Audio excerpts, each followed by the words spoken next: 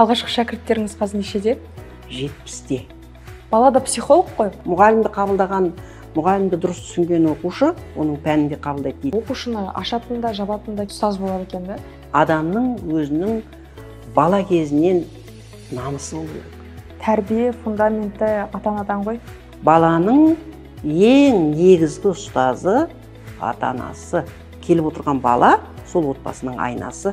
Қазіргінің ұстаздары мен бұрынғының ұстаздарын салыстыра алмаймыз ғой.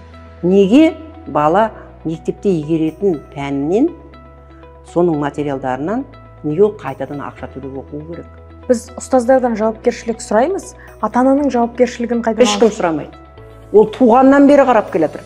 Іште жатқаннан бері тәрбиеледі оны. Ұстаздарды құрметтеуге, ұстаздардың құзыреттілігін арттыру үшін ұстаз өте білімді болу керек. Беделді қоғам жасамайды. Жоғары отырған биліктегілер жасамайды. Беделді мұғалім, әр мұғалім өз беделін өзі жасайды.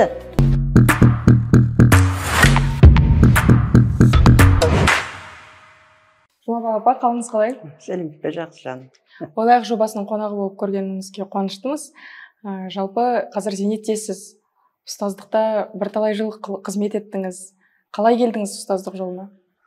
Енді былай алып қарасам, өмірімнің жартысынан көп ұстаздыққа кетті, 40 жыл мектепте мұғалім болдым. Жалпы өзім осы ұстаздықты бала кезімнен жақсы көретінмін.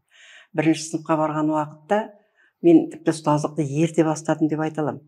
Бірінші сыныпқа барған уақытта ұстазымның айтқан әріптерін үйреткен, жаңағы әріптерінің бәрін келіп, өзімнің 4 жасы кішкенем бар болатын. Соған үйрететінмін. Ол 4 жасында бүкіл әріптің бәрін игеріп, балдырған деген журнал жаздырып алып, соны оқып жататын, басына жастап қойып. Сонда мен 7 жасымнан бастап ұстаз болдым ғой, шындап келген уақытта. Негізінен маған бала кезімнен осы ұстаздық ұнайтын. Өйткені менің бірінші сыныпта оқытқан апайым Сыдықова болсын деген өте бір байыпты, байсалды, жақсы апай болатын. Сол кісіге көп еліктейтінмін. Және ол кісі, мен айтар едім, сол кездегі өлшем бойынша кәдімгідей ұстаздың ұстазы болды. Ол кісі өте жақсы ұстаз болды. Өйткені біз кішкентай ғана ауылда, кішкентай ғана мектеп, қоржын үй. Соның бір жағында 2 класс оқиды, бір жағында 2 класс оқиды. Бірінші мен үшінші бірге оқиды, екінші мен төртінші бірге оқиды. Сонда жаңағы апайымыз бізге сабақ берген уақытта ерінбей, жалықпай, жазуды да, жаңағы оқуды да сөйтіп үйрететін. Сонымен кішкене беймаза болдым, өйткені қазір ойлаймын, пысықай болдым ау деймін кішкене. Сосын сол беймазалығымнан тыныш отырсын деймін, маған үйден кітап, жаңағы сондай ұсақ-ұсақ сондай әкеп беретін дағы, мені сонымен шұғылдандырып қоятын.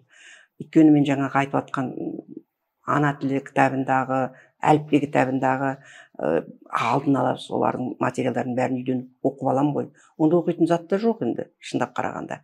Сонымен менің бір жағынан ол кісі оқып үйретушім болса да, оқытушы үйретушім болса да, екінші жағынан кітапқа деген құмарлығымды сол кісі арттырды. Алғашқы шәкірттеріңіз қазір нешеде? Менің алғашқы шәкіртім 70-те, 71-де. Ол ініңіз ба, жаңа айтқан? Жоқ, өзім оқытқам. Мен жаңа 10-шыны бітіргеннен кейінгі жерде Алматыға, баяғы бәріміз Алматыға барамыз ғой, шоғырып. Сол жерде мен конкурстан өтпей қалдым. Содан қайтып келгеннен кейін жаңағы берген қағазы бойынша педучилищеге баруыңа болады деді. Мен өзімше енді кішкене гордость, өзімше менмендігім бар ма, мен оны ұнатпадым. Мен соншама жақсы оқып жүріп, кереметтей болып жүріп, сол училищеде оқиын ба деген сияқты. Келесі жылы қайтадан барып қайтсам де мен жоғарғы оқу орнына түсем деп бармадым ол оған. Содан мен өзім интернатта тәрбиеленгем, Ақсудың орталығындағы пансион интернатында. Соны директор ағайымыз, мен сол интернаттағы балаларыма қонаққа барғанында сол кісімен жолығып қалдым да, ол кісі сұрады, сен оқуға түсіп кеттің деп еді ғой, ауылда жүрсің ғой деп. Мен айттым, жоқ, конкурстан өтпей қалдым деп. Енді не істеп жүрсің? Мен үйде жүрмін деп сөйтіп, қарайып қаласың бір жыл. Бізде педкласс ашылған, сол педклассқа келіп оқи ғой деді. Сол кісінің қамқорлығымен сол педклассқа оқуға кіріп, мен соны бітіріп, сосын осы Қаратал ауданына направлениеменен келдім, жолдамаменен. Осы сол мектепте, сол келген жолдамамен келген мектебімде табаны күректей 40 жыл істеп, 22 жыл оқу ісінің меңгерушісі болып, сол жерден зейнетке шықтым ғой. Енді жаңағы маған бағыт бағдар беріп, осы мектепке келіп оқи ғой деп жүрген ағайымыздың өзі де ұстаздардың ұстазы, керемет қамқор, жақсы адам еді. Оқу бөлімінің меңгерушісі болды осы Ақсу ауданында, Қорғанбаев Бейсебек деген кісі. Өзі жаңағы СССР халық ағарту ісінің, сосын Қазақ СССР халық ағарту ісінің үздігі болатын. Өте мейірбан, жақсы адам еді. Жолында жақсы адамдар көп кездесті. Солардың мүмкін шапағаты шығар, мен осы ұстаздық жолына түбегейлі өзімнің жүрегімнің қалауымен ұнатып келдім десем болады. Соның жемісін де жедім, рахатын да көрдім. Үздік ұстазсыз, иә? Енді Алтынсаринді алдыңыз ба? Жоқ, Алтынсаринді алғам жоқ. Ол кезде бізге жаңағы мектептің басшыларына, мейлі мен оқу ісінің меңгерушісі болсам да, бізге өте сараң болатын. Біз көбіне мұғалімдарды ұсынамыз да марапатқа. Өзіміз кейінде қала береміз. Сонда да болса әйтеуір картиердің алдында маған осы білім беру ісінің үздігі деген сол 46-47 жасымда шығар, соған ие болдым. Оған да тауба. бірақ енді толып жатқан грамоталар, жаңағы мақтау қағаздар, олар бар енді, баршылық. Президенттің алғыс хатын да алғанмын. Енді жаман болғанмын жоқпын деп өзім ойлаймын. Өз мұғалімдік жолымда өз мақсатыма жеттім деп айта аламын. Оқушыларымның жаңағы бастап барып кетіп қалдым ғой. Оқушыларым 70-ге келіп отырған себебі, мен сонда сол жерге жолдамамен келген уақытта сол мектепке 8-ші сыныптың оқушыларына сабақ бердім. Олар 52-53 жылғы балалар. Енді қазір сонда 70-71-де. Өзіңізден кішкене ғана 2-3 жас кішкене. Иә. Тәлімгерлері болдыңыз олардың. Иә, олар бізді жақсы көрді. Біз ол кезде бірнеше жас мұғалім бірге келдік, істеп жүрген мектепке. Сол барлығы сол педкласстан келгендер болды. Бізге олар ерекше қарайтын. Өйткені біздің алдымыздағы мұғалімдер кішкене ересектеу болғаннан кейін бе, біздің жанымыз оларға жақын болды ма? Жаспыз ғой. Біз арамызда алшақтық бір 3-4 ғана жас. Солармен бірге біз үйге бару деген білмейміз, енді өңшең жастарымыз ғой. Солармен күндізде бірге, түнде де бірге деп айтуымызға болады. Өйткені кешке жақын мектепте мероприятиялар өткіземіз, кәдімгі іс-шаралар. Олардың ішінде деміз, біз сонда шаршадық, біз мынаны өткізбедік деп айтпаймыз, өткізбедік, біз шаршап қалдық деп айтпаймыз. Солармен бірге жүре бергіміз келетін. Мүмкін жастығымыз шығар, мүмкін сол өзіміздің ұнатып келгеннен кейін бе әйтеуір біз солай болдық. Сол уақыттағы жаңғызмен емес, Шайгүл Сламбековна Сегізбаева деген менің құрбым болды. Лариса Николаевна деген Губенко деген неміс тілінен беретін неміс тілі пәнінен беретін мұғалім болды. Сол тағы да басқа бастауыш сыныптың мұғалімдері болды, сол келген. Бәріміз қол ұстаса жүріп, сол балалармен бірге болатынбыз. Балалар бізді өте жақсы қабылдап, жақсы көретін. Әрбір сыныптың өзінің бір қожасы болады ғой. Әрине. Сондай бір есіңізде қалған оқушыңыз болды ма? Бәрін бүлдіріп жүретін, бірақ соның өзінде өзіңізге жақын болады. Иә, ондай бала болды. Мен жаңағы 8-ші сыныпқа сабақ берсем, 7-ші сыныпта мен класс жетекші болдым. Сон атын айтпай-ақ қояйын енді. Бір бала болды. Беймаза, еңбекші деген бір ауыл бар кішкентай, содан келетін. Айтсам айтайын, Нұртас деген бала болатын. Беймаза, бірдеңені бүлдіріп кетеді, бірдеңені тиісіп кетеді, қыздарды жылатып кетеді. Бұзық деп те айтуға келмейді, мазасыз, бұзақылыққа бармайды. Соныменен көбіне жұмыс жасаймын. Нұртас, мынау дұрыс емес, солай бұлай деп көбіне бір тапсырма беріп, өзім жаныма жақын ұстаймын. Сөйтсем бір күні сабақ беріп жатсам, есікті қыртық етеді. Соның есіктің ана скважинасы дейді ғой, сол ойылып қалған. Содан бір қағаз түсті. Кішкентай, осындай ұзын шаққан қағаз түсті. Әлгі нақып оқысам, апай, мен сізді жақсы көремін, сізбенен ойнап күліп тату жүрейікші, Нұртас деп жазып қойыпты жаңағы жерге. Соны өзім ойладым, қанша бұзық болса да, демек мен мұның жанына, жүрегіне жол тапқан екенмін, ол мені дұрыс қабылдаған екен деп өзім риза болдым. Енді ондай балалар болады. Көбіне Кейінде де мысалы тіпті ересейген уақытта да кездесіп қалып жүреді. Ондай балалардың отбасында бір кілтипан болады. Мүмкін ол мейірімге жарымай жүрген балалар, басынан сипайтын адамдар жоқ. Олар өзіне көңіл аудартқысы келеді. Біреудің бір өзін басынан сипап, бір жақсы көріп, көңіл аударып тұрғанын қалап тұрады. Ондайларды дөп баса біліп, өзіне тартатын болсақ, меніңше сыныпта бұзақы бала болмайды. Жалпы сол оқушыларды бағыттаушы, мотивация беруші ұстаздары. Мен әр уақытта айтамын, мектепте болған оқиға ол қайталанбайды. Дәл сол жерде ол бір рет адамда болады, ана балалық шақ қой. Әрине. Содан кейін қайтып келмейді деп. Енді ұстаз ол мәңгілік біздің есімізде қалатын адам. Кездестірген адамдардың ішінде. Әрине. Өзіңіз армандағандай сол ұстаз бола алдыңыз ба? Біреуден үлгі алдыңыз ғой? Мен енді айтып отырмын ғой, бірінші сыныптағы өзімнің жаңа Ұлтай апайымнан үлгі алдым. Ол кісінің дауысы әлі күнге шейін менің құлағымда. Бір күні автобуста кетіп бара жатсам, мынаның билетке беріп жіберші деп бір адамның жаңағы ақшаны беріп жатқан қараса, құлағыма сақ ете қалды, мына Ұлтай апайымның дауысы ғой деп жалт қарасам, шынында да Ұлтай апайым екен. Осы Талдықорғанға келіп қызына кетіп бара жатыр екен, мына жақта бір қыз тұрады екен. Әлгі жерде құшақтасып екеуміз әбден тура, ой Аллай, бір-бірімізді көрдік ау деп сөйтіп жатырмыз. Ол кезде уже ол кісі зейнетке шыққан, үлкен кісі болған кісі ғой. Ол кісі бізді тек қана оқытып қоймайтын, мәдени шараларды көп өткізетін. Ол кезде байқап отырсаң, біз соғыстан кейінгі балалармыз ғой. Елдің қалт-құлт етіп енді қатарға ілесіп келе жатқан уақытта. Мереке сайын мектебіміздің жанында бір сат дейміз, сат емес ол. Біз сат деп айтқанмен ол құр ағаштардың жиынтығы екен. Сат деген мәуіліп пісіп тұрған жемістер ғой енді. Соны сат деп айтамыз. Сатқа барып ойнайық, сатқа барамыз деп сөйтіп айтамыз. Сол жерге жан-жақтан келіп концерт қойып кетеді кейде. Біз мейрам сайын сол жерге бүкіл ауыл жиналады. Соған біз концерт қоятымыз. 3-4 класстың балалары концерт қоямыз. Сонда жаңағы апайымыз бізді жаңағы концертке кәдімгідей дайындайды. Тіпті құр жай ән айтып қойған жоқ, бірде осы 4-ші оқып жүрген уақытта бір пьеса қойдық.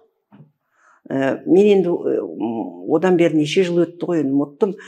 Мен Сережа деген баланың анасының рөлін ойнадым.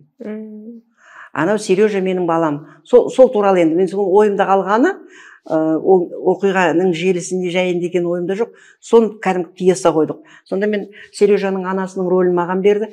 Сонда айтайын деп отырған ана кісінің бір торғын көйлегі бар болатын. Қазіргі креп-шифон дейді ғой, сондай көйлек. Желбірлеп, әдемлеп, өзін бирюзовый цвет дейміз ғой, кәдімгі көк аспан түстес. Сондай түсті көйлегі бар болатын. Соны әкеп маған кигізді, өкшесі бар туфлиін кигізді. Мен денем ірілеу болды енді. Сосын шашым керемет болатын, шашым төбеме деген мынандай түйіп берді. Мен кәдімгі апай болдым, Сережаның амасы болдым.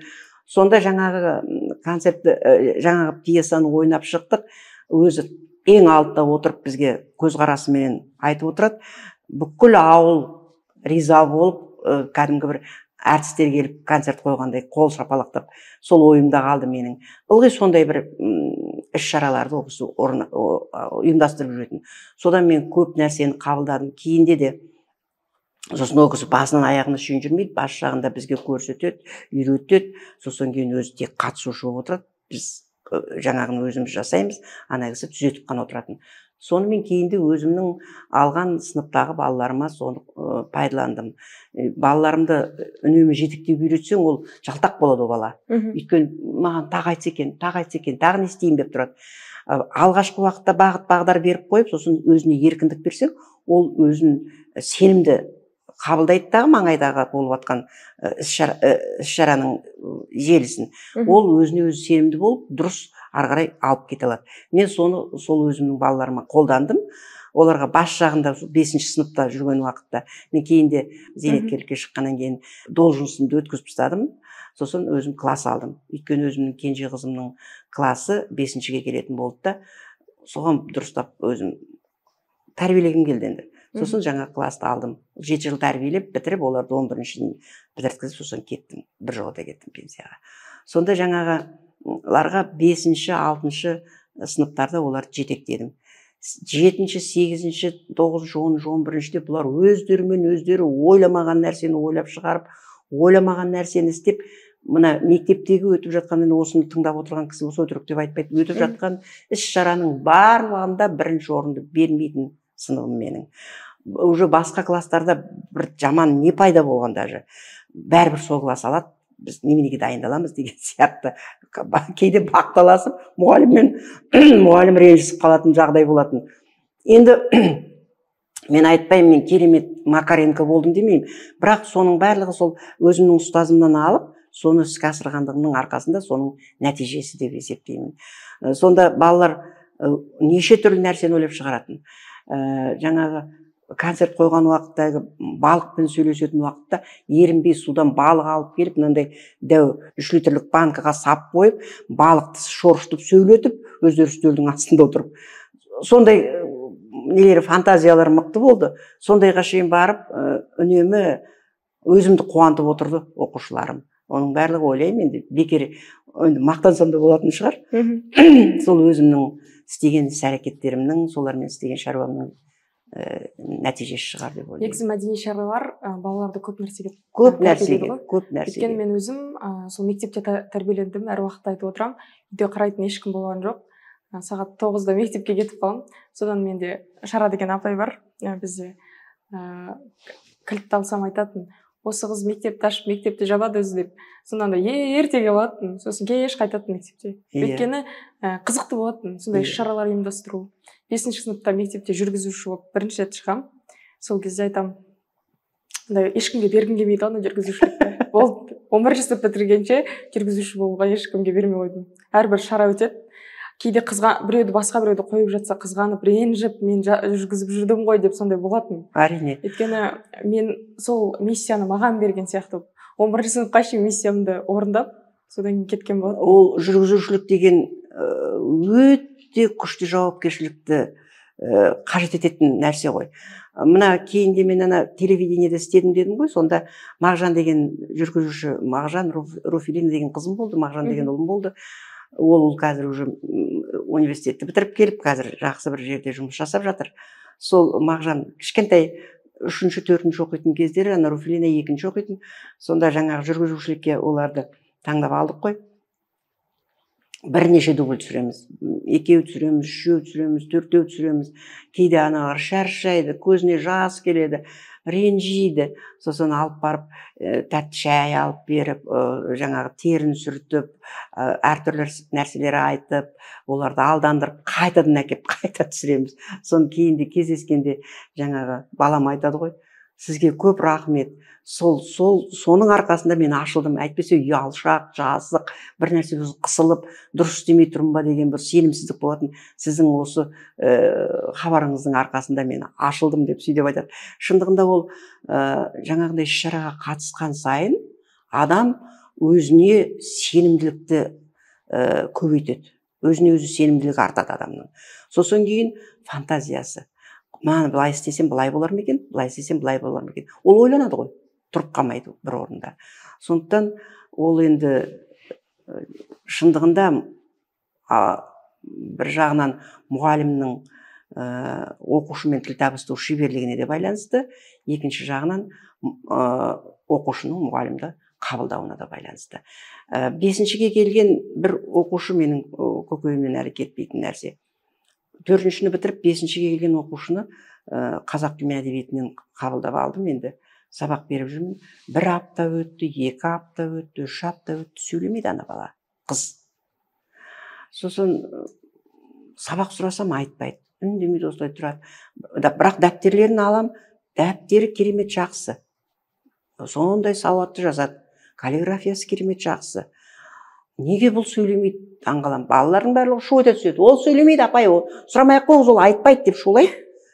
Қалай онда өтті мына класстан классқа десем. Ой, апай ананың мынаны детіп, дәптеріне қарап сөйтіп қоятында өтті сөйтіп деп. Содан жаңағыны енді 2 апта, 3 апта өтіп баратыр, шақырып алдым өзім сабақтан кейін. Әңгімелестім. Осылай сұрақ қойып, сөйтсем сөйлейді. Мен сен жылда сөйлеу біледі екенсің ғой деп сөйлесем, білем деп сөйдейді. Неге енді менің тапсырмамды айтпайсың сен десем, үндемейді. Білмеймін, екенін білмеймін. Сосын жаңағы ана тілінен бір 4 жыл өлеңді бердім де айттым. Осыны ертеңге жаттап кел. Осыны жаттап келсең, сосын ары қарай тағы да мен басқа бір дайындап қойған тапсырмам бар, соны берем. Екеуміз тіл табысамыз ғой осы арқылы деп күлдім де қойдым. Сосын ертеңіне келді, жаттап кепті жаңағыны. Сосын енді айта ғой деп сөйлесем, ана жаққа шығып үндемейді тұр. Мен өзімнің қасыма тұрып құлағыма айтшы дедім. Қасыма тұрып құлағыма айтты. Бара ғой, жарайсың, керемет жақсы жаттап кепсің, 5 дедім. Көзі светофор болып кетті ғой әлгінің. Жайнап кетті жаңағы 4 жолға 5 алғанына. Балалардың барлығы жан-жағына қарап, қалай жұлдыз 5 алып қойды деп. Содан екінші күні тағы да одан басқа тапсырма беріп, сосын жаңағын қатты айт енді. Елдер білсін сен не үшін 5 алып отырған. Мүмкін сен менің құлағыма сығарлаған нәрсең, басқа нәрсе өтірік 5 қойды деп отырған шығарналар. Менің қайсы қалдырма енді, ұятқа қалдырма деп. Сонымен соғыс ақыр аяғында 11-ші оқып жүрген уақытта шығарма жазғанда жазады ғой. Мен апайым сияқты қазақ тілі мен әдебиеті пәнінің мұғалімі болам деп. Мына ЖГУ-ға түсіп, соны бітіріп, қазір сол ауданда қазақ тілі мен әдебиеті пәнінің мұғалімі. Ондай мұғалім болған, қазақ тілі мен әдебиетін таңдаған оқушыларым баршылық. Денем тітіркеніп кетті ғой. Былай айтқанда енді ыңғайсыз, мақтанып отырған сияқты, бірақ бұның бәрі куәсі бар дүние ғой енді. Мен өтірік айта алмаймын ғой. Еңбегіңіздің жемісі ғой. Иә, сол нәтижесі деп ойлаймын енді. Сондай енді мұғалімдік жолда тек қана осы түзу, сол менің айтқаным ғана болды, менің айтқаным ғана болады деп айта алмайсың. Ең алғаш мұғалім болып келген уақытта мына айттым ғой, 17 жыл мен қазақ класының орыс тілін бердім деп. Ол кезде орыс тілінің қаны жерге тамбай тұрған уақыт. Сол пленумдарда орыс тілі туралы қабылданған жаңағы шешімдердің барлығын біз білуіміз керек, жаттатқызады бізге. Орыс тілі енді керемет болып тұрған кезінде сол орыс тілін бердім. Содан алғашқы жылы енді бірінші өзімше енді мұғалім болғанда мен бұлай болуым керек деп енді сондай өзім сондай бір дайындағаным соншалықты. Оқушылардың алдында мен әрбір тақпақты мәнерлеп өз мәнінде оқуым керек деп өзімді Пушкиннің «Узник» деген тақпағын жаттап барып балалардың алдында айтпақшы болдым ғой. Сижу за решеткой в темнице сырой деп. Әлгін айтып келе жаттымдағы бір баланың көзіне көзім түсіп ұмытып қалдым әлгі. Ары қарай ұмытып қалдым дағы, ары кішкене ойланам, бері кішкене ойланам. Нете алмаймын, ойыма түспейді. Енді онда мен де жаспын ғой, сол кезде 17-18-дегі кезім менің. 18-дегі кезім. Сосын айттым, балалар енді мойындауға тура келеді, мен ұмытып қалдым дедім. Мен де жаңадан мұғалім болып отырмын ғой. Сендерменен арамыз алшақ емес. Олар 8-ші оқиды. Енді өздерің үйден соны жаттаңдар жақсылап тұрып. Мен де үйден жаттап, келесі жолы сендерге жатқа айтып беруге тырысайын деп сөйттім. Сөйтсем, ертеңіне келген уақытта жаңағы бір оқушы кішкене пысқайлау өзінше жаңағы айтып келіп, ортасынан асқан уақытта, апай, мен ұмытып қалдым деп сөйтті. Жарайды, ұмытсаң отыра ғой. Жартысын айттың, 3, ұмытпағаныңда 5 қоятын едім дедім. Сөйтем, қызарақтап қалды. Ол жаттады, мен енді әдейі маған жаңағы менің өзім ісімді алдыма әкеп тұр ғой. Сосын кейін артынан қоңырау соғылып кеткеннен кейін артынан айттым, Мәлік, сен әдейі ұмыттың ба, жоқ әлде шынында да маған істеген қысасың ба деп сөйдедім. Апай, кешіріңізші деп күлді. Енді өзіме тете балалар ғой. Жоқ, ол балалардың барлығы дұрыс қабылдады. Жақсы тіл табысып сөйтіп кеттік енді. Ол кезде орыс тілі пәні сабағы аз. Біз бір корейс мұғалім бар екен, сол кісі 8-ші мен 7-шіні мен оқытам да, 5-ші мен 6-шыны ана кісі оқытады. Орыс тілі 6-ші класстан бастап, 5-ші класстан бастап оқытылады. Соны менің сабағым жетіспегеннен кейін маған ботаника, зоология, химия, пение, адам анатомиясы мен физиологиясы соны қосып берді ғой. Мен ол пәндерден 5-пін енді. Химияны айтып отырмын ғой, жаттап алған бір мұғалімнен қорыққанымнан. Олар маған теория жағынан маған қиын емес, мен оларды жақсы білемін, бірақ методикасын білмеймін ғой. Сонда да болса үйретуге тура келді серіп тапсырғаннан кейін. Сол біз мұғалім болып келгеннен кейін бір октябрьдің 19-ы ұмытпаймын, фронтальный проверка дейді ол кезде. Бүкіл мектептің ісін тексереді. Соған фронтальный проверка келді. Менің мұғалім болып жүргеніме 1 ай 19 күн болған кезі ғой енді. Содан жаңағы сабағыма кіреді ғой. Зоологиядан сабағыма кірді, анатомиядан сабағыма кірді, химиядан сабағыма кірді. Мықты Шәметей деген биолог мұғалім болған Қараталаудан да, сол кісі кірді сабағыма. Дайындалып келіп, жаңағы әлі ұмытпаймын, зоологиядан қарғаның іш құрылысы деген тақырып болатын, плакатқа суретін барлығын салып алып келдім. Әлгіні үйретіп жатырмын балаларға. Ана кісі отырды қарап. Ол немене отырғанын да білмеймін мен. Білмеймін ғой енді, мұғалімдікке жаңа келіп отырмын, ол кісі неге кіріп жатыр. Әйтеуір тексеріп келді, болды, мен немді қарайтынын білмеймін. Соны педсоветте жаңағы қорытынды сөздер сөйлейді ғой, сонда жаңа кісінің айтқаны. Нағыз дейді. Методикадан жұрдай дейді. Мен шында жұрдай, ол өзімнің пәнімде емес. Методиканы білмеймін, 18-дегі кезім 1,5 ай болды мұғалім болғаныма. Бірақ бұғыздың ар жағындағы зердесі мықты екен деді. Менің отырғаныма қарағанда жоқ, пысқырғанда жоқ. Өзінің сабағын басынан аяғына шейін өзін жазып әкелген жоспары бойынша мақсатына жетіп шықты деп сөйледі. Мен методикасы керемет болып тұрған жоқ, бірақ мақсатына жетіп шықты. Бұдан түбі жақсы мұғалім шығады деген маған қорытынды жасады жаңағы кісі. Бір жағынан жаңағы методиканы түк білмейді десе де, екінші жағынан ана айтқаннан кейін марқайып қалдым әжептәуірім. Сондай да жағдайлар болды. Енді 40 жылғы мұғалімдік жолда талай дүние кездесті. Ұстаздық жолы қиындықпен қызғына толы. Осы жолда бір әттең деген кезіңіз болды ма? Болды. Ондай әттең дейтін кездер болды. Көп жағдайда менен соншама түсіністікте жұмыс істеді ата-аналар, оқушылар деп айта аламын, бірақ соның ішінде де ата-аналар жағынан түсінбеушіліктер, жаңағы бір қалай деп айтсақ, аяқтан шалу деген сияқты болады екен.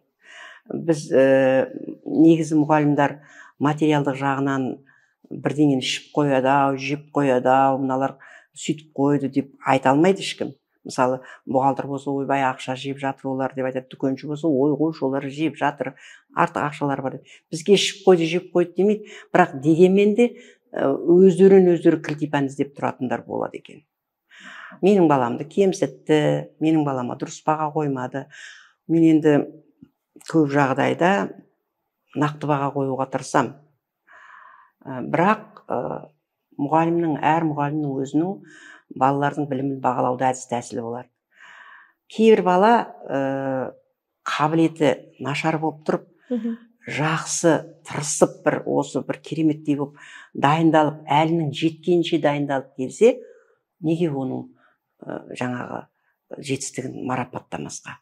Неге оған мен жақсы баға 4-5 қоймаймын? Өйткені ол тырысты, оның қабілеті төмен болып тұрса да, ол сондай бір кереметтей бар күшін салып, ол дайындалып келді. Әлінің жеткені сол. Мен оны марапаттай аламын бағаменен. Ал енді кейбір балаға төмен баға қоясың, өйткені білесің, оның қабілеті керемет мықты. Оның барлығы оған жеңіл беріліп тұр, басы істеп тұр. Бәр бала бірдей емес қой. Сөйтіп отырып, жалқаулыққа жол алдырған уақытта неге мен оған ой жарайды, сен мынаны сөйткен екенсің деп, неге бұрын қалып жүрген 5-ін қоя салам?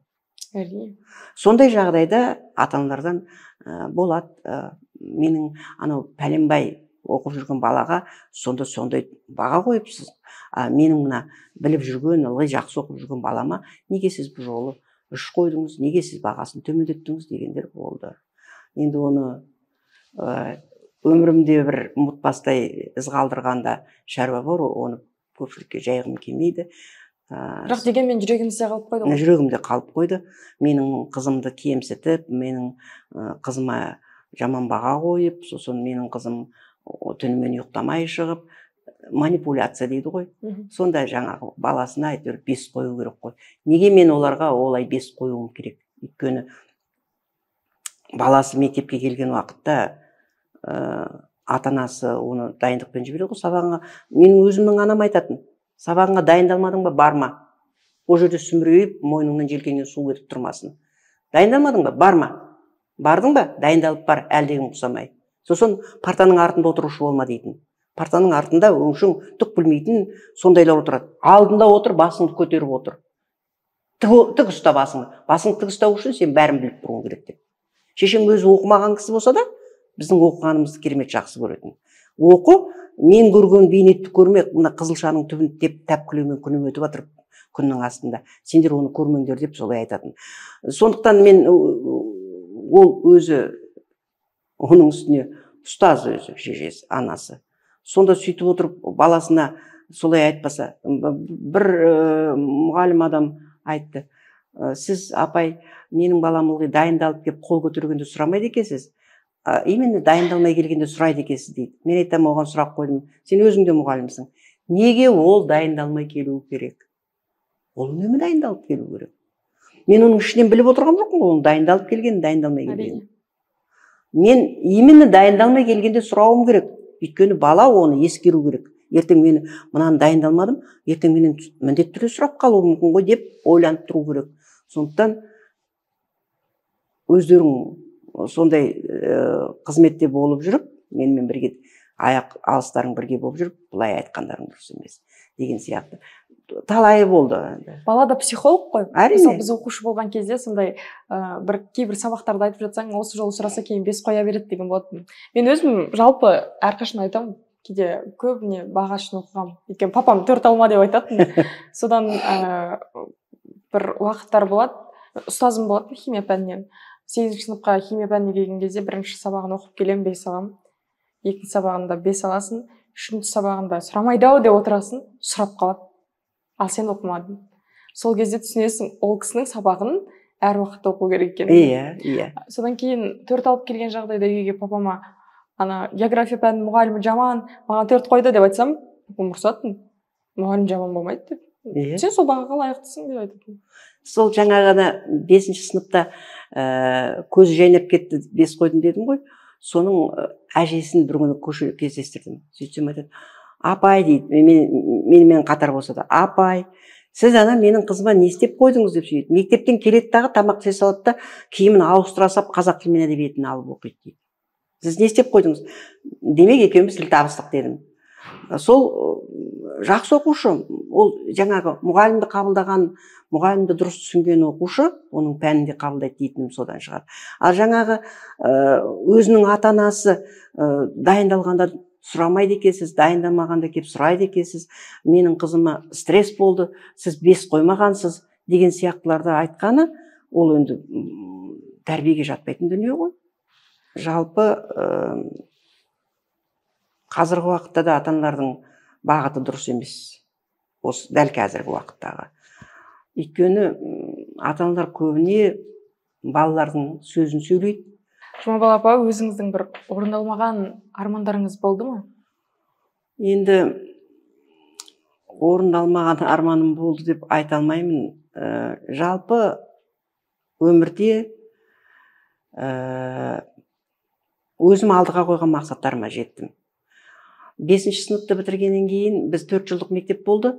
5-ші сыныпта колхоз орталығындағы 7 жылдық мектепке барып оқыдым. Ол жерде бір адамдардың үйінде тұрып оқыдым, жағдайым болмады. Содан сол 5-ші класстың бітіріп үйде отырған кезімде бір 2 азамат келді есіктің алдына. Біз интернатқа кіруге балаларды жазып жүрміз деп.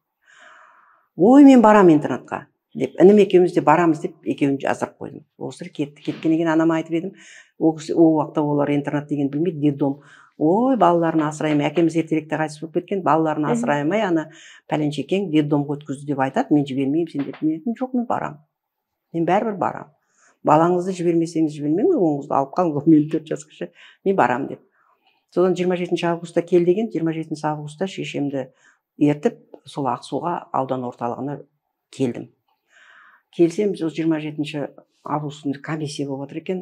Галстугымды тағып, ақ кофтамды киіп, қара үкімді киіп келдім ғой. Соны менің документімді өзіме қайтарып берді, қабылдамай қойды мені интернатқа. Біз қойшылардың баласын қабылдаймыз. Содан мүмкін Алла тағала солай итермеледі ме, өзімнің қайсарлығым ба. Мен шешем айттым, шешем жүр енді қабылдамады ғой, қайттық деп. Шешем қуанып тұр енді менің ана қалмайтындығыма. Жоқ, мен барам, райкомға барам дедім. Райком сені не қылады? Қайтайық дейді. Жоқ, мен барамын. Мені райкомнан келіп жазып әкеткен, мен барам деп. Содан елден сұрай райкомға бардым мен. Райкомға бардым. 5-ші сынып оқушысы. 5-ші сыныптың оқушысы. Өтірік емес мінекей. Райкомға бардым. Кірсем бір қыз отыр екен. Неғып жүрсіздер деді. Шешем артында тұр, мен алдында тұрмын. Мен райкомға келдім дедім. Шаруам бар дедім. Сөйтіп мына жақта бір есікті ашты дағы, сізге бір пионер келіп тұр деді. Әлі құлағымда сол сөз. Ана жақтан бір кісі үлкен ер азаматтың дауысы күжете қалды, кірсін деп. Кірсем, түрі сондай сұсты, Қорасандағы бар, бір көзі майып екен, бір көзі. Кісі райкомның бірінші хатшысы екен. Соған кірдім. Сосын ана кісі, не қылып жүрсің деп сөйтеді. Сосын ананың түрінен қорықтым ба, жоқ әлде өзімді өзім аяп кеттім ба. Сөйтіп бір жыл біреудің үйінде оқып едім, жағдайым болмады, менің оқығым келеді деп жылап жібердім. Жылап едім. Жылама, әкел анда қолыңдағы қағазыңды көрейін деп сөйтеді. Скоросшиватель. Соны бердім, беріп едім. Ой, өзің ылғи 5 оқиды екенсің, жылама, сендей бала оқу керек деді. Мына жерде стақанда бір стақан, неше түрлі қарындаштар тұр екен, соның ішінде жуан бір қызыл қарындашты алып, немедленно принят Т. Махметов деп жазып берді. Тұрсын Махметов деген партия ұйымының бірінші хатшысы екен сол кезде. Сол числосын қойып берді, осыны апар деді. Қабылдамауға қайда барар екен деп сөйтеді. Ала салдымдағы жүгірдім ғой, жаңағылар тарап кетпесін деп. Уже сағат 1 болып қалды. Аналар тарап кетсе табамай қаламын, алынбай қаламын деп қорқып, шешем артынан ес алмай жүгіріп келатыр. Мен жүгірдім тура. Келсем аналар орындарынан тұрып, дайындалып, кетуге дайындалып жатыр екен. Есікті ашып жүгіріп кіріп келіп едім. Ой қыз, саған айттық қой, біз қабылданбадың деп. Немене келдің деп сөйтеді. Ана төрде бір толық семіз адам отыр екен. Сөйтсем ол Айсеркенов деген мектептің директоры екен. Соның алдында қағазымды лақтырдым ғой. Жаңа скоросшиватель. Сыртын көргеннен кейін барлығы жорғалап кетті ғой. Ана кісі сразу айтты, Машаев деген завсклад екен. Машаев, мына баланы алып барып бүкіл киім кешегін бер. Шоңай, сен апарып ананы бөлмесіне орналастыр деп. Двухместный бір бөлмеге әкеп мені төсегіме шейін өздері заправить етіп, сонда білдім райкомның мықтылығын, сонда білдім. Сол Махметовтың жазып берген жазуының арқасында мен интернатқа кірдім. 10 жылдық сол жерден бітірдім. Жақсы оқыдым, бүкіл қоғамдық жұмыстарға қатысам. Бірдеңке болса, бір жаман мінезім, енді әлі күнге шейін сол мінезім бар. Ұнамаған нәрсені сыртынан күбірлемеймін, ешкімге бір жалғыз етпеймін, бетіне айтам. Болды. Одан кейін оған қайтып оралмаймын. Қазбалап, сол екен, бұл екен. Бірақ ол менің не үшін солай болғанымды білу керек, бетіне айтам. Сонымен кейде мұғалімдермен де сондай бір сабақ жөнінде айтысып қалатын уақыттарым болатын. Сон бір Шахат Шайхин дейтін қазақ тілі мен әдебиетінен беретін мұғалім бар болатын. Мына көбіне әдебиет сабағында кейіпкерлерді талдау уақытында біз қарама-қайшы келіп қаламыз. Ол кісі енді өзі солай, сол кездегі сұраныста солай болды ма? Кейіпкерлерді мақтау керек, байларды даттау керек, Құнанбай деген шынжыр балақ шұбар төс ол деген солай болған, ол біреуді даттау керек те, біреуді мақтау керек қой. Ол кезде біздің көзқарасымыз, пікіріміз үйлеспей қалады. Мен өзімнің пікірімді айтамын. Ол олай емес, оның мынандай болды. Ана кісі өзінікін айтады, оларға бекітіліп берілген айту керек дүние. Сондай жағдайда еркін сөйтіп бәсекелесіп, бәстесіп отыратын. Ол негізі жақсы ғой? Ол жақсы. Адамды ашықтыққа, ойын жеткізуге, ары қарай дамуына ықпал етеді. Тек қана сол белгілі бір догма қатып қалған пікірдің маңайында болмайсың, сен ары қарай да ашылуың керек. Оқушыны ашатында, жабатында кейде ұстаз болады екен да. Мен өз 1-ші сынып оқып жүрген кезде, 1-ші сыныпқа енді түсетін кезде документ жинап жүрміз ғой. Сонда папам жұмысының маңындағы мектепке береді. Таза қазақ мектебін іздеуге тырысады. Документ жинап жүрсек, 3 сынып бар ғой. сонда бір мұғалім, енді атын айтпайын, есімде қалады да. Сонда 3 сынып бар, А, Ә, Б деген. Сөйтсе А классына өңки әкімнің балалары, әйтеуір биліктегілердің балалары оқиды екен. Ә сыныбында жақсы былай, жаман емес деген. Б сыныбында өңки анасы жоқ, әкесі жоқ, немесе көп балалы отбасы. Сонда біз соңғы келгендердің бірі боламыз да, біз Ә сыныбына түсу керек болған кезде, Ә сыныбының сынып жетекшісі айтады, Б классына барсын, бұл кісінің бір отбасылы не болды. Сол менен 1-ші сынып Әселдің бойында қалып қалған ғой сол. Сонда мен 4 сынып бойы андай, я вам докажу деген болады ғой. Дұрыс. Сондай болады да, 4 сынып бойы мен сол сыныпты өзім тартам ғой. Қандай жарыстар болса да, ана сыныптар қарамаймын. Байдың балалары ма, кімнің балалары, әйтеуір алдында жүруге тырысамын. Бұл жерде адамның өзінің бала кезінен намысы болу керек. Стержень дейді ғой. Оның бойында кәдімгі ештеңеге бұрылмайтын арқау жібі болу керек. Сол мен де әкеміз ерте қайтыс болғаннан кейін анауда мынауда балалар басынғысы келеді. Мен ондайда қан майданға кіріп кететім мен. Інімді ренжітеді. Біз 3 қыз 1 ұлмыз. Інімді ренжітіп қойса, мен оны қолында өлуге бармын ғой. Сосын кейін мектепте жүргенде де 2-ші болып жүргім келмейді. Институт бітіргенде де емтиханға 1-ші болып кірем. 1-ші болып кірмесем, менің билетімді біреу алып қоятын сияқты болып тұрады. Партаның алдында отырам класста. Сосын кейін 1-ші емтиханға кіріп, елдің барлығы емтиханға кіретін болып, гос тапсырған уақытта педагогика ең соңғы сабақ болды. Елдің бәрі дірілдеп дайындалып жүргенде мен 1-ші кіріп, 1-ші сынып диплом қалтада десем, барлығы қандай бақыттысың дейді. Ең 1-ші. Сол 2-ші болып жүруге мен намыстандым. Өйткені менің көкейімде тұрды, әкесі жоқ болғаннан кейін сөйтіп кем жүр деп айтпасын деген сияқты.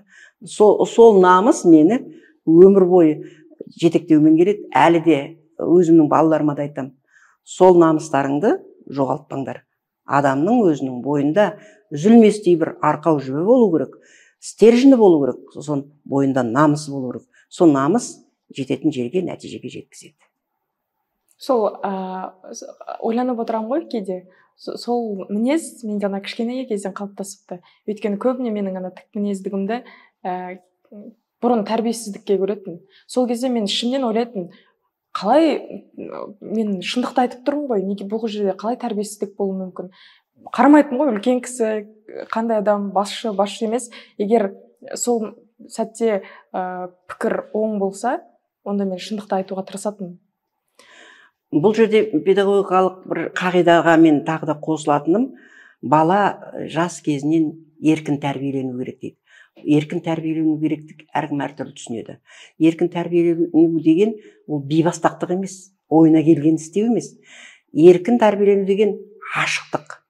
Мен нағашы апамның қызы болдым. Анам менен өзі, нағашы апамның анам менің жалғыз қыз екен, өзі туғанында болғанда солақ екен. Бірге тұрдық, әкеміз қайтыс болып кетті. Соны жаңағы бір үйде тұрсақ та, мен нағашы апамның баласымын. Қалғандары анамның баласы. Сонда бірдеңе болса, жаңағы нағашы апам сол ауылдың әпке дейді екен да, барлығы сыйлайды екен. Енді кәдімгі бір текті жердің қызы болғаннан кейін әпкеміз біледі деп. Мен сол әпкелерінің қызы болдым дағы, нағашы апаммен бірге төрде отырам, той жасаған жерде. Сосын ауылда менің атымды қойған балалар бар, қыздар бар. Ана Зағипаның қызының атын қойыңдар деген. Сол сияқты болсын деп. Сосын кәдімгі үлкендердің дастарханына маған Зағипаның қызы бата берсін деп бата бергізетін. Bir батам бар болатын. Ер Құдай тілеген тілекті бер Құдай деп ұмытып қалдым енді қазір. Сол батаны бергізетін. Сосын кейін айтатын сөзімді еркін айтатынмын. Сол ашықтық, сол еркіндік мені бүкіл ауыл білет. Енді қазір мысалы осы хабарда отырмын ғой. Егер олар көретін болса, өтірік айтып отыр деп айтпайды. Әлі күнге шейін бүкіл ауыл, енді сол ауылдың мені көрген үлкендері азайып кетті, бірақ олардың құлақтарында қалған балаларына шейін барсам, апай деп жандары қалмайды. Осы былтырғы жылы барып сол жерде үлкен атамызға ас беріп, бүкіл ауылдың жақсылары жиналып сол жерде сөйттік. Бәрі төбесіне көтеріп, барлығымызды осы жан жақтан келгендер бір 15 шақты адам болдық. сол 3 күн жатып, атаға үлкен ас беріп, басын көтеріп, Қарлығаш ата деген атаға сөйтіп қайттық. Бүкіл ауыл тік тұрып бізді қарсы алып шығарып салды. Сол жердегі мектепте менің суретім тұр. Мақтаулы біздің апайымыз деп. Мен өзім осы балаларға арналған хабар жүргіздім дедім ғой. Содан 2 кітап бастырғам, ертегілер. Біреу Жұмабал апаның ертегілері деген Бейсен Құранбектің тұсында сол кісінің идеясыменен, әкімнің грантыменен шығарғанбыз мыңдан ағып. Кәдімгідей презентация жасап, ол кісі сондай шығардық. Одан кейін онымен толықтырып, жаңағы ертегілердің негізінде сценарийлар жазып, бастауыш сыныптар мен балабақшаларға арналған 20-шы жылы 2-ші кітабымды шығардым. Сол кітаптарымды апарып сыйладым, сыйға тарттым, кітапханаларында тұр. Олар барса төбелеріне көтеріп жандары қалмайды. Енді ол менің сол бала кезімнен сол жерде апамның арқасында шығар, беделділігім шығар. Мүмкін менің бала болсам да істеген ісімнің бір оң болғанына көздері жеткендігі шығар. Солай сол апам бардағы сый құрмет менің басымда қалып қалды. Шындығында бала емін еркін тәрбиеленсе дұрыс болады деп. Әр нәрсені тартынбай, тиылмай, ары қарай дамуына ықпал етеді деп ойлаймын. Ал енді кейбір осы күнгі уақытта бала еркін өсті деген сол деп, қонаққа барса балалары анау дивандардың үстіне шығып, елдерінің шкафтарын ақтарып, ойларына келгенін істеп кетеді ғой. Ол еркіндік емес, ол бейбастақтық. Ондай нәрсені тежеп отыру керек. Не болса соны сөйлей салу, біреуді боқтай салу, оған олар мәз болып күледі. Оның барлығы кішкентай күннен берілетін тәрбие, оның бәрін жөнге салып отыру керек. Еркіндік деген жаңағы ұялмай, жаңағы өз ойын, пікірін дұрыс мағынада жеткізе білу ғой. Ұнаған ісімен айналысу деп ойлаймын. Сондықтан қазіргі жас ата-аналар естіп отырса ренжір, қой дегенді білмейтін балалар бар. Үйге келгенде балаларды көресің ғой. Анау бүткіл шкафтарды аралап тінтіп кетеді. Сонда өздері қарап қойып отырады. Ол деген тәртіп қой, тәрбие ғой. Қой ондай болмайды. Біз қонақта отырмыз. Ұят болады дегенде. Тәрбиеге келетін болсақ, бүгінде осы ұстаздар қауымына, білім саласына тәрбиені жүктеп қойған ғой. Бірақ тәрбие фундаменті ата-анадан ғой. Иә. Баланың ең негізгі ұстазы ата-анасы. Баланы тәрбиелеп, сен сондай бол, сен мұндай бол деудің бәрі артық, егер ата-ана өзі оны істемесе. Ата-ананың орындағанын көріп отырған бала сондай болып шығады. Біз алдымызда отырған, біздің әр мұғалім психолог қой, алдымызда отырған балаларға қарап, әр отбасының қандай екенін білеміз. Өйткені ана келіп отырған бала сол отбасының айнасы. Сол отбасында болып жатқан дүниені бізге әкеп отыр, жеткізіп отыр. Сондықтан мұғалімдік жұмыстың ең бір күрделілігі, ең бір қиындығы ол тек қана баланы тәрбиелеумен ғана айналыспайды, ата-ананы да тәрбиелейді. Ата-ананы бейімдеу керек, ата-ананы тәрбиелеу керек, ата-ананы дұрыс жолға қою керек балаға дұрыс тәрбие беру үшін. Біздің тұсымызда, мысалы, бала дұрыс болмаса, ата-анасын шақырып алатынбыз, онымен сөйлесетінбіз. Сосын кейін тіпті бейбастақ болып, ештеңеге көнбей баратынбыз, ата-ананың жұмыс істейтін жеріне шығатынбыз. Қазір оның бәрін тыйып тастады ғой, ой бала суицид болып қалады, анау болып қалады, мынау болып қалады деген. Оның бір жағынан пайдасыз жағы да көп. Өйткені бала өз еркімен кетті. Ата-ана кешке шейін жұмыста, бала үйде не болса соны өзінің ойына келгенін істейді. Одан келгеннен кейін сен не істедің, немен шұғылдандың деп жатқан ата-ана жоқ. Әркім телефонда. Иә, әркім. Бір үйдегі 3 бала бірімен бірі сұхбаттаспайды, әңгімелеспейді. Үшеуі 3 жаққа теріс қарап, биттей баладан бастап үлкеніне шейін сол телефонмен шұғылданып жатады. Ал ол бір-бірімен сұхбаттаспағаннан кейін, ол бір үйде өсіп жатқан 3 баланың біріне-бірі мейірімі қайдан шығады? Біріне-бірі жақсы сөз айтпағаннан кейін, біріне-бірі өздерінің пікірін айтпағаннан кейін, біріне-бірі көрген білгенін айтпағаннан кейін, ол бала қалай бірін-бірі қабылдайды? Содан барып, мына Европаның бір-біріне деген мейірімсіздігі, эгоизмдігі сол бізге де қалыптасып кете ме деп, соны ойлағанда зәр төбеме жетеді. Балаларым келешегі қандай болады екен, бірін-бірі танымай жүретін бала бола ма екен деп қорқасың. Сол толғандырады, сол ойландырады. бірақ енді біз сияқты бірді жар адамдардың айтуымен ол орнына келе қалатын дүние емес. Қоғамның мүмкін ағымы сондай шығар. Әр кезеңде, қоғамның әр заманнан өткен уақытында осындай әртүрлі кереғар пікірлер болған. Мысалы, Абайдың тұсында да жастарды ұнатпағандар болған. Ой, сөйтті, бүйтті, орысша киінді, анау мынау деп. Қазір де жастарға риза болмаймыз кейде. Бірақ енді алдыға қарай жылжыған, ақыл ойлары дамыған жастар да көп қазір. Дегенменен жаман әдет жұқпалы ғой. Сол жаман әдет жоғып баратқан сияқты көп жағдайда. Боқтап сөйлеу, бірін-бірі сыйламау, жұдырғала жүгіру. Мына интернеттің бетін ашатын болсаң, баланы далаға жіберуге зәрең ұшады. Бірін-бірі аямай соғу, қыздар мен қыздар. Бұрында қыздар мен қыздар ұрысса, біріне бірі қол жұмсаса, оларды келеке мазақ қылатын, жұлысты деп. Қыздар жұлысып қапты деп. Содан ұялатын, біз ұялатынбыз жұлысуға. Қазір жұлысқаның не? Бокс десіп, бірін-бірі тепкілеп, бірін-бірі өлім шығып, сондай дәрежеге жеткізіп жатыр. Ананы интернеттен көргенде зәрең ұшады, сол ортаға менің балам барады-ау, менің ұрпағым сол ортада өседі-ау дегенде ұйқымыз ашылып кетеді расында да.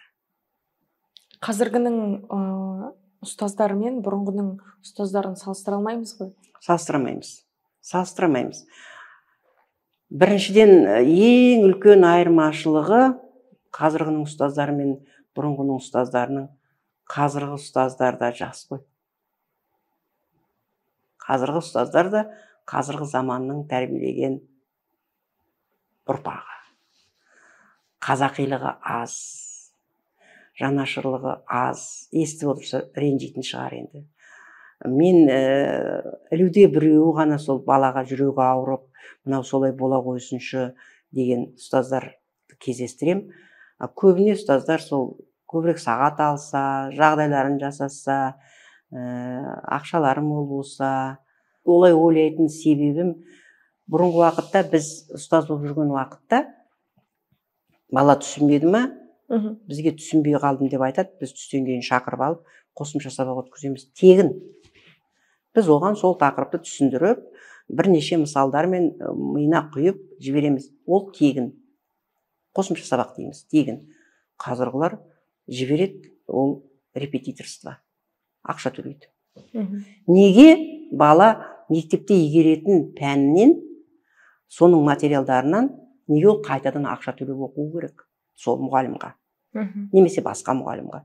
Ол мектепте игерілуге міндетті, кәдімгі біздің реформадағы берілген бағдарлама ғой.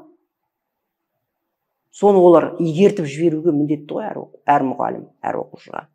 Олар оны игертпеді, олар игере алмады, барбана жаққа барып, ақшалы репетиторствоменен соны арғарай дамытып отыр. Ол дұрыс емес дүние. Өйткені мұғалім жалақы алып үйреткен дүниені үйренбесе, ол неге жалақы алу керек? Ол үйрену керек қой.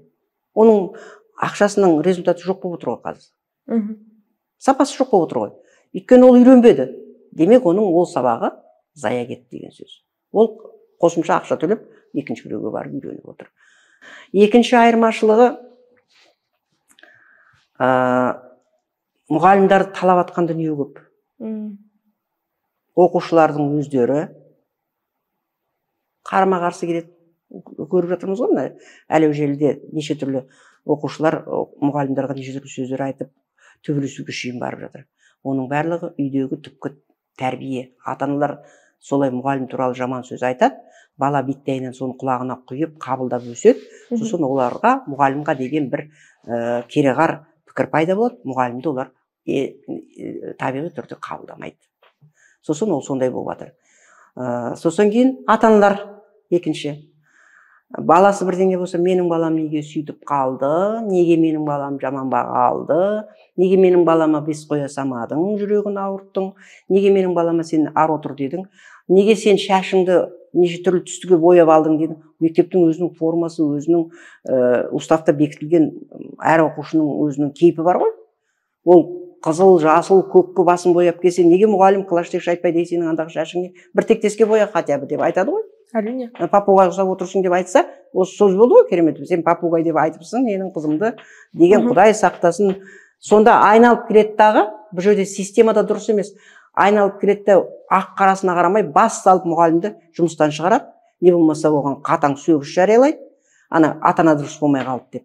Біреудің баласы іші ауырған, ана әлеу желіде жүр. Мұғалімнен бір сұранып кетеді, екі сұранып кетеді, сабақтың үстінде бірнеше сұранып кеткеннен кейін келесінде мұғалім жібермей қояды, ана бала жіберіп қояды, сол үшін мұғалім жұмыстан шығарған. Біреудің баласы бұтына жіберген екен деп мұғалім жұмыстан шығару деген не, мұғалімнің бала шағасы ойыншық па? Дұрыс емес қой ол. Біріншіден, екіншіден, ата-ана біліп отыр баласының іші ауырып отырғанын. Неге оны мектепке жібереді? Мүмкін ол инфекционный дизентерия шығар, қасындағы балаға жұғатын шығар. Ата-ана кінәлі ғой. Неге ата-ананың кінәсін апарып мұғалімге аударып, мұғалімді жұмыстан шығарады? Сондай система бізде, сол жүйе дұрыс емес. Мұғалімға деген жүйе, көзқарас қай жағдайдан да айналдырып әкеп мұғалімді төмен жүктетіп, табанға салып отырады. Біз ұстаздардан жауапкершілік сұраймыз, ата-ананың жауапкершілігін қайдан алады? Ешкім сұрамайды. Ешкім сұрамайды. Ата-ананың жауапкершілігін сұрау керек. Андай штрафтар деген нәрсе болу керек сияқты. Оның жұмыс орнына хабарлау керек. Баласын дұрыс шұғылданбай, мінекей баласы мынандай дәрежеге жетті. Баласы қылмыс істейді, ата-анасы тайраңдап жүреді. Ол кімнің мектеп қайда қарады, мұғалім қайда қарады деген сөздер деген жауап тұрады аспаннан. Төбелессе, мектеп неге үйретпеді? Ата-ана қайда қалды? Ол туғаннан бері қарап келатыр. Іште жатқаннан бері тәрбиеледі оны. Неге оған мұғалім 6 сағат мектепте болады, неге мұғалім оған төбелес деді ма? Бар бұр деді ма? Ол мектептен шықты, үйіне бармады, жол бойы ойнады, біреу келінді, төбелесті. Не, мұғалім оның артынан апарып, сопровождать етіп үйіне кіргізіп жіберу керек па? Мұғалімде бала шаға жоқ па? Мұғалімнің бос уақыты жоқ, ертең оның сабағы шығар. Содан кейін ана бала кеткеннен кейін түстен кейін сабағы шығар. Міне осындай жүрдім бардың көзқараста мұғалімдарды селқостық қалып кеп соқтырады. Мұғалімнің де жүйкесі жүн болатын кез келеді. Жаңағы жарайды, мұғалім кінәлі, егер ол өзіне берілген теориялық білімді дұрыстап оқушыға жеткізе алмағанына кінәлі. Жаңағы оқушы білмей барып қайтадан репетитор жалдап үйренгеніне кінәлі. Мысалы, ал енді мына барып мектептен тыс жерде төбелескенін, ұрлағанын, арақ ішкенін, не болмаса біреуді сабағанына мұғалім кінәлі емес, еш уақытта кінәлі емес. Біреудің қызының аяғының ауыр болып қалғаны, оған мұғалім кінәлі емес. Олар аңдамайды ғой ешкімді. Осы арада бір сұрақ туындайды да. Біз ұстаздарды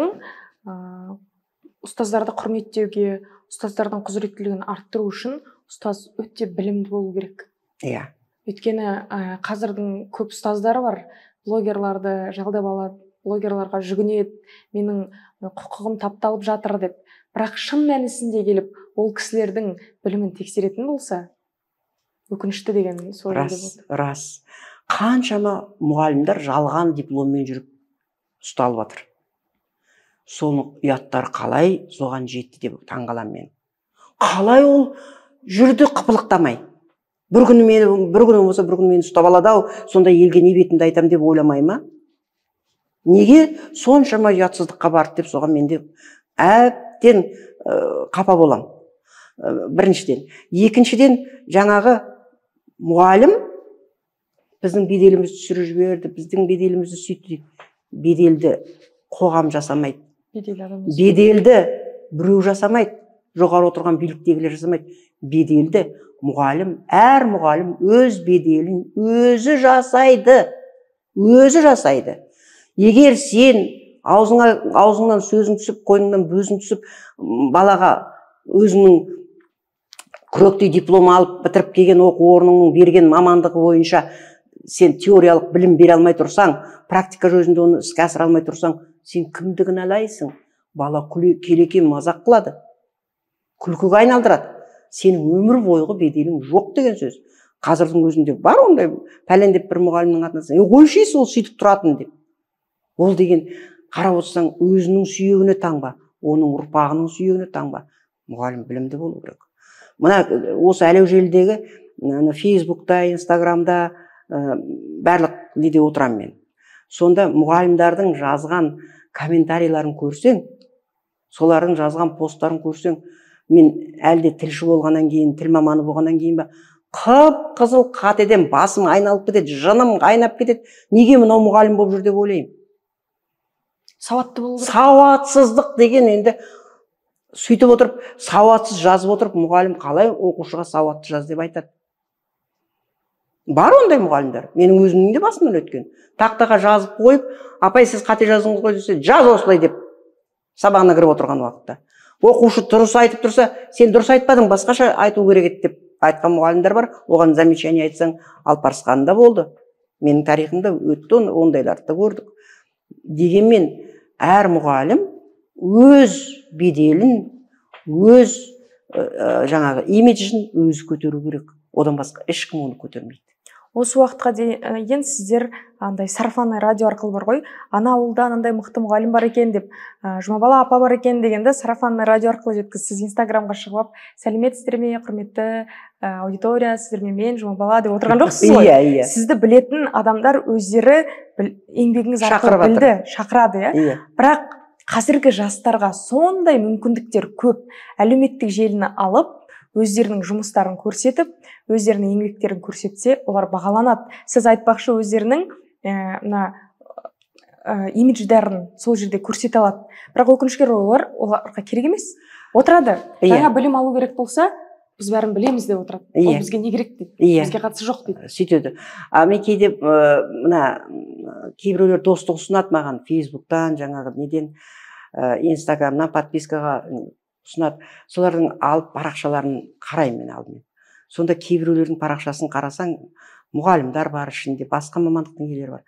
Парақшаларында іліп алар бір нәрсе жоқ, әлгі өңшең әлгі ойындар.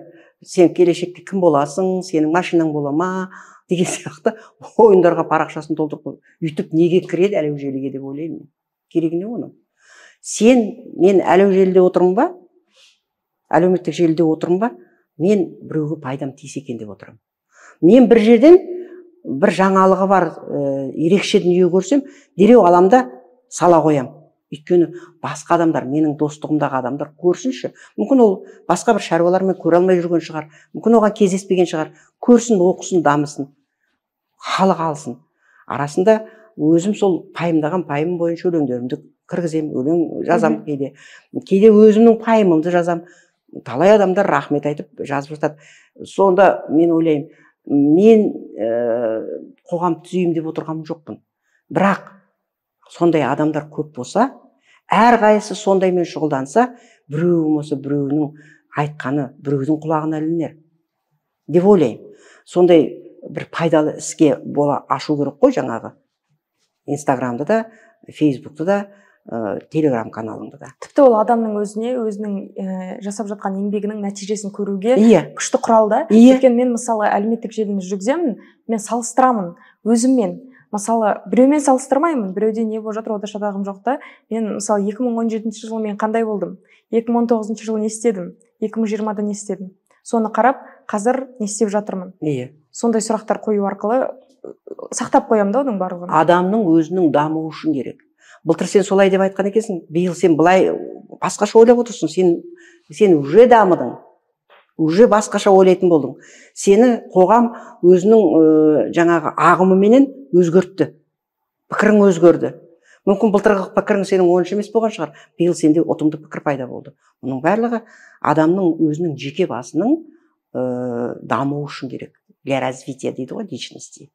Адам өзі тұлға ретінде дамып отыру керек. Егер сен тұлға ретінде отбасы ошақ қасында күйіп отырып қалсаң, мен бірдеңені тындырып тастайын, не болмаса біреу жарылқап тастайын деп жүргенім жоқпын. Мен қатарда жүргеніме қуаныштымын. Өйткені мен осыншама жасқа кеп тұрсам да, өзімді ондай жастамын деп сезінбеймін. Менің әлде біреулерге пайдам тиетін сияқты, әлде менің сөзім біреулерге керек болып қалатын шығар. Мүмкін біреу болмаса біреу соның ішінен бірдеңкені алар деп. Мен тіпті өзімнің балаларымның WhatsApp-ына да сондай тауып алған сөздерімді жіберіп отырамын. Оқысын, көрсін, білсін. Кейде балаларым күледі, ең үлкен қызым менің 54-ке кетті. Балаларым күледі, мама біз өзіміз апа болып жатырмыз ғой деп. Бәрібір менің баламсыңдар дейді. Мен аналық парызым сендерді тәрбиелеу. мейлі мені оны қабылдарсың, мүмкін қабылдамассың. Сол менің айтып жатқан көп дүниемнің ішінен біреуі саған ұнайтын шығар, ойыңда қалатын шығар. Сол үшін жазамын мен. Кейде бірдеңені жазсам, мама не бірдемеге ренжіп қалдыңыз ба? Мына біртүрлі бір не салып жіберіпсіз ғой WhatsApp-қа дейді. Жоқ, ренжіп қалғам жоқпын. Сенің балаларың үлгі болсын деп салып жатырмын. деп. Солай действительно былай қарап отырсаң, ата-ана еш уақытта бала тәрбиесінде тоқталмауы керек. Ал адам еш уақытта өзін өзі ары қарай жетектеуінде, дамуында, қозғалуында тоқталмауы керек. Тоқталған күні сен ешкімге қажеті жоқ.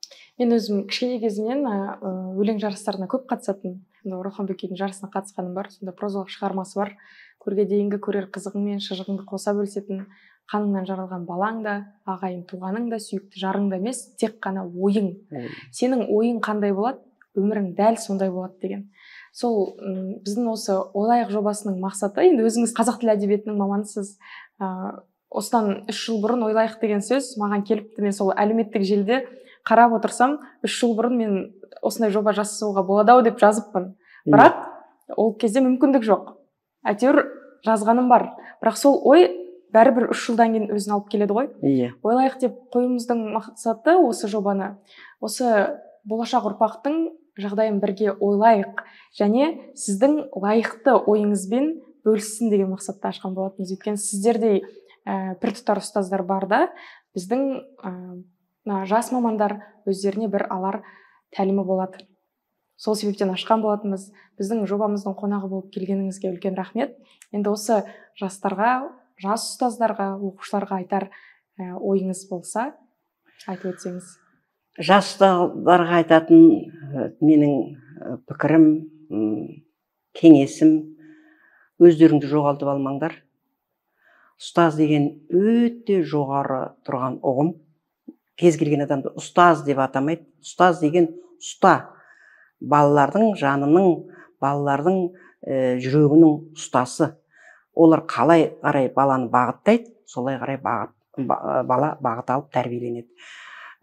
Өз беделдеріңді өздерің түсіріп алмаңдар. Оқушыларыңа сүйікті болыңдар. Сонда өздеріңде пәндерің сүйікті болады. Сонымен қатар әр балаға менің балам деп қарап, жандарың ашып отырсын. Сондай жағдайда ғана істерің нәтижелі болады демекпін. Ал енді өздеріңе шақырып, менің ой пікірімді тыңдап бөліскендеріңізге үлкен рахмет. Әр істеріңізге сәттілік тілеймін, табыс тілеймін және зор денсаулық тілеймін. Денсаулық болған жерде адамның көңіл күйі де жақсы болады, шабыты да келеді, барлығы жақсы болады деп есептеймін. Жалпы шығармашылық жұмыс шабытқа байланысты дүние, шабыт денсаулыққа байланысты дүние. Аман болыңдар. Рахмет. Сізге рахмет, уақытыңызды қиып келгеніңізге.